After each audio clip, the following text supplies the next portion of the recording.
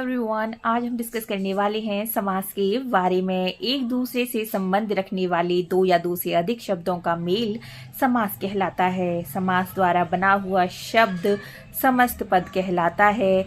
समस्त पद में दो पद शब्द दो पद या शब्द होते हैं।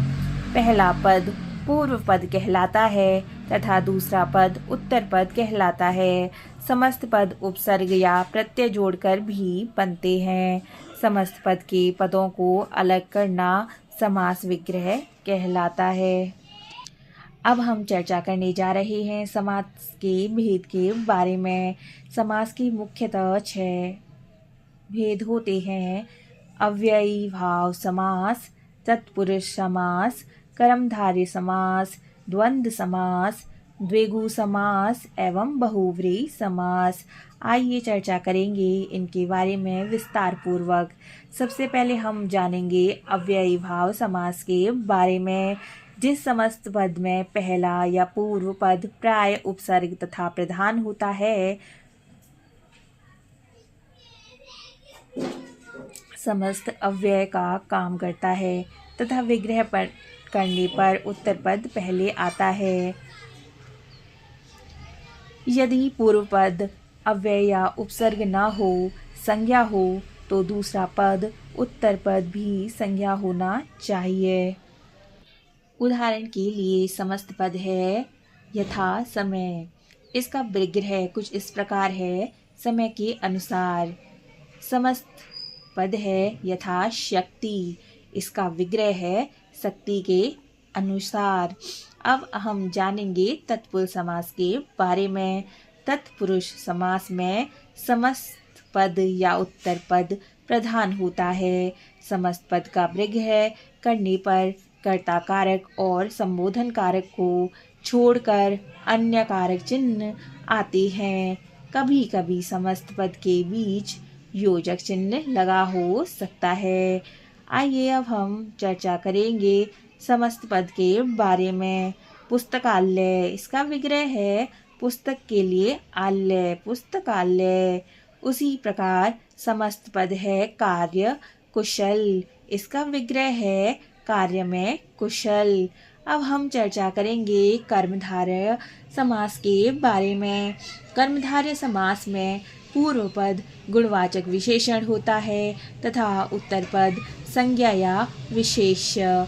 इसमें पूर्व पद और उत्तर पद में तुलना या समानता बताई जाती है।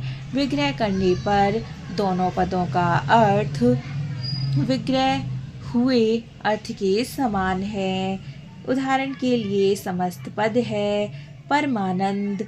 इसका विग्रह है परम है जो आनंद। उसी तरह समस्त पद है चरण कमल और इसका विग्रह है कमल के समान चरण। अब हम चर्चा करेंगे द्वंद्व समास के बारे में। समस्त पद के दोनों पद स्वतंत्र तथा प्रधान होते हैं। दोनों के बीच योजक चिन्ह लगा होता है। विग्रह करने पर और या अथवा आदि शब्द आते हैं। उदाहरण के लिए समस्त पद है सुख दुख और इसका विग्रह है सुख और दुख। उसी प्रकार समस्त पद है पाप पुण्य और इसका विग्रह है पाप या पुण्य। आइए अब हम चर्चा करेंगे द्विगु समास के बारे में। द्विगु समास में पूर्व पद संख्यावाची होता है तथा उत्तर पद संज्ञा होता है। विग्रह करने के बाद समूह या समाहार जैसे शब्द लगाए जाते हैं। उदाहरण के लिए पंचतत्व। विग्रह इसका है पंचतत्वों का समूह। उसी प्रकार समस्त पद है नवरत्न और इसका विग्रह है नवरत्नों का समूह। अब हम चर्चा करेंगे बहुव्रीहि समास के बारे में। बहुव्रीहि समास में समस्त पद का अर्थ दोनों पदों से अलग एवं विशिष्ट होता है तथा समस्त पद प्रधान होता है। विग्रह करने पर जो जिसका जिसमें आदि के साथ साथ विशिष्ट अर्थ लिखा जाता है, जैसे तिरंगा। इसका विग्रह है 3 रंग हैं जिसमें, अर्थात राष्ट्र ध्वज। उसी प्रकार समस्त पद है नीलकंठ। नीला है कंठ जिसका, अर्थात शिव। उसी प्रकार समस्त पद है चक्रधर। चक्र को धारण किया है जिसने, अर्थात विष्णु। उसी प्रकार समस्त पद है पीतांबर। पीले अंबर वाला, अर्थात कृष्ण। कर्मधारय एवं बहुव्रीहि समास में अंतर। नीलकंठ, नीला है जो कंठ, क्योंकि पूर्व पद विशेषण और उत्तर पद विशेष्य। नीलकंठ, नीला है कंठ जिसका, अर्थात शिव, क्योंकि समस्त पद का अर्थ पूर्व पद और उत्तर पद से भिन्न और विशिष्ट है।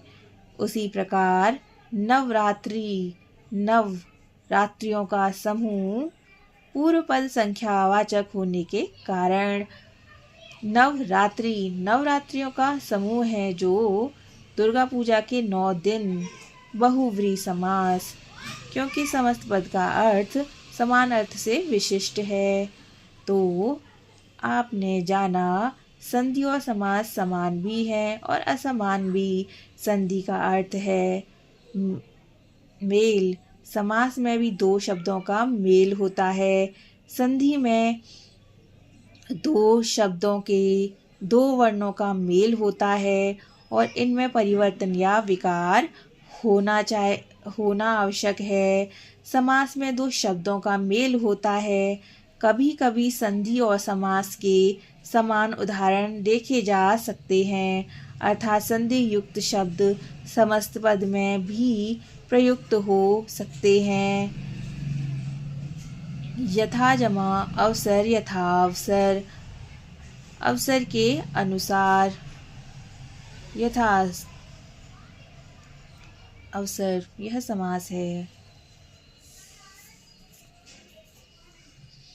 समास में 2 या 2 से अधिक शब्दों का समाहार होकर समस्त पद बनता है। समास में समस्त पद का विग्रह होता है, विच्छेद नहीं। एक समस्त पद का भिन्न प्रकार से विग्रह करने पर समास अलग भेद का हो सकता है। कर्मधारय समास में तुलना, विशेष या विशेषता बताई जाती है और बहुव्रीहि समास में समस्त पद की प्रधानता होती है। इस वीडियो को देखने के लिए आप सभी का बहुत बहुत धन्यवाद। आप चाहें तो अपने सुझाव लिखित रूप में दे सकते